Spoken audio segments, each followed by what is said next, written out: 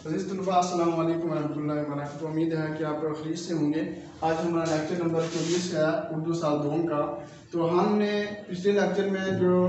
غزل شروع کی تھی، غزل نمبر 3، تو اس کے تقریباً 2 جو شعر پڑھے تھے، اور اس کے ساتھ ہم نے آپ کو خط کے بارے میں بتایا تھا کہ خط کون کون سے تیار کرنے ہیں، اور اس کے ساتھ جو ہے ہم اسی غزل کے سلسلہ کو ہم آگے بڑھاتے ہوئے اپنے سبق کا آغاز کریں گے۔ تو غزل کی طرف آتے ہیں کہ شاعر غزل میں کیا کہتا ہے۔ تو غزل کا شعر نمبر 4 ہے بچوں، ترتیب کے ساتھ آپ جو ہے غزل کے اشعار کی نمبرنگ کرتے ہوئے آگے بڑھیں گے۔ تو شاعر کہتا ہے کہ ہمدم جو دیکھتا ہوں تو پہلو میں دل نہیں، ہمدم جو دیکھتا ہوں تو پہلو میں دل نہیں، بیٹھا تھا اس کے پاس میرا دل وہیں رہا۔ ہمدم ہوتا ہے دوست، ساتھی، رفیق، ٹھیک ہے۔ پہلو ہوتا ہے ساتھ، قریب۔ تو اس شعر کے اندر شاعر یہ بات بیان کرتا ہے کہ وہ اپنے محبوب کے پاس جانے سے پہلے اس نے اپنے دل کے اوپر غور کیا تو اس کا دل اس کے پاس تھا، اور جیسے ہی اپنے محبوب کی صحبت میں گیا، محفل میں گیا، بزم میں گیا، تو وہاں پہ جا کر جو ہے اس نے اپنے محبوب کی حالت کو دیکھا، دیدار کیا، اور اس کے ساتھ بے شمار محبوب کے سامنے اور بھی اس کے رفیقان جو رفقا بیٹھے ہوئے تھے۔ تو اس بزم سے اٹھ کر جب واپس آیا تو گھر آ کر اس نے دیکھا کہ میرا دل جو ہے اب میرے پاس نہیں ہے، بلکہ میں تو اپنا دل اپنے محبوب کے پاس ہی چھوڑ آیا ہوں۔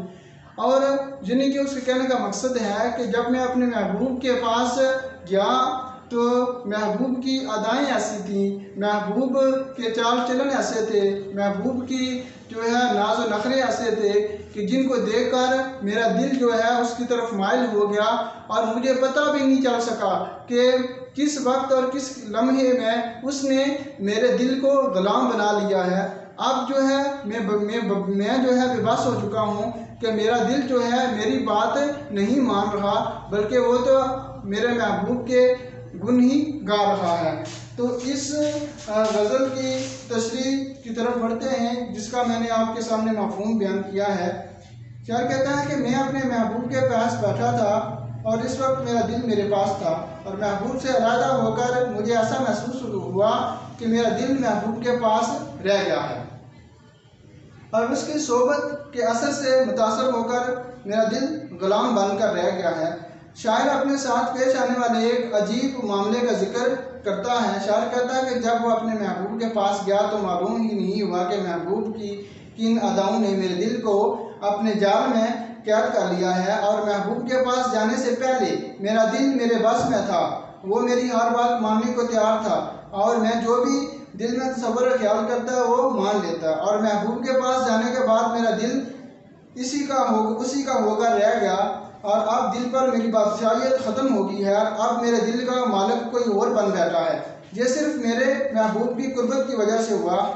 آنکھوں اور دل کا آپس میں گہرا رشتہ ہوتا ہے۔ جب آنکھوں نے اپنے محبوب کا دیدار کیا تو اس وقت سے لے کر اب تک تصور بھی اس محبوب کا ہے، اور تصویر بھی اور جمال بھی محبوب کا ہی دل کے اندر ہے۔ شاعر کہتا ہے کہ جب میں اپنے محبوب کے پاس بیٹھا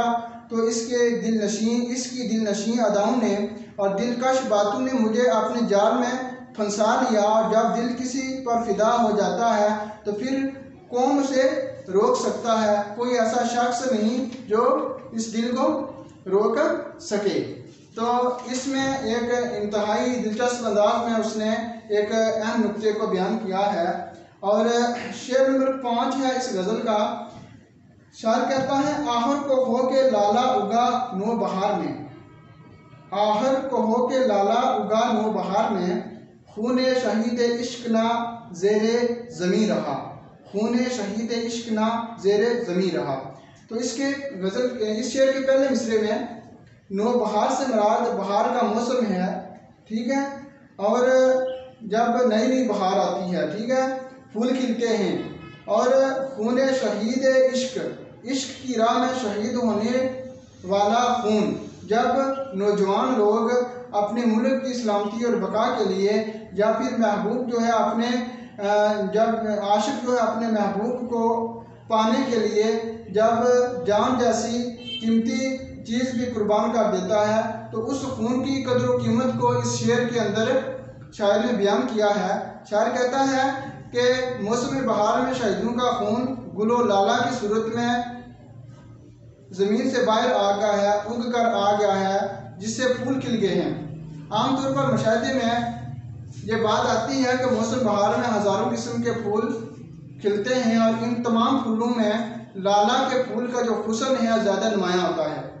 کیونکہ اس کا رنگ سرخ ہوتا ہے۔ عام طور پر شعراء نے اس پھول کو بڑی اہمیت بخشی ہے۔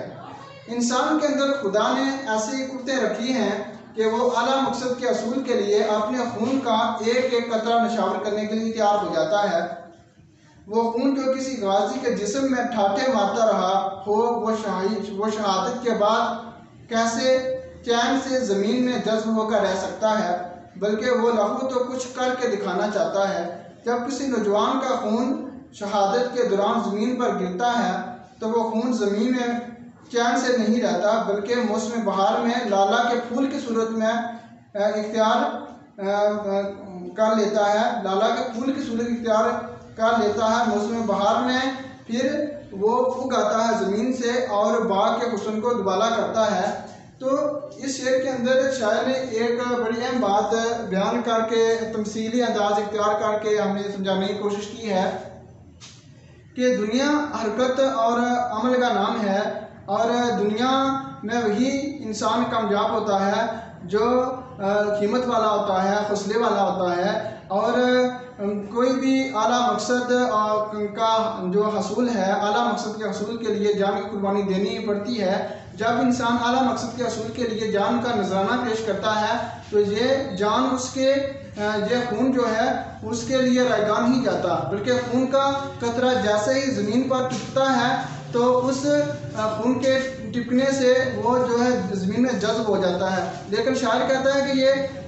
جو خون ہے یہ کچھ کر کے دکھانے والا ہوتا ہے، جس کی وجہ سے وہ خون زمین کے اندر جو ہے جذب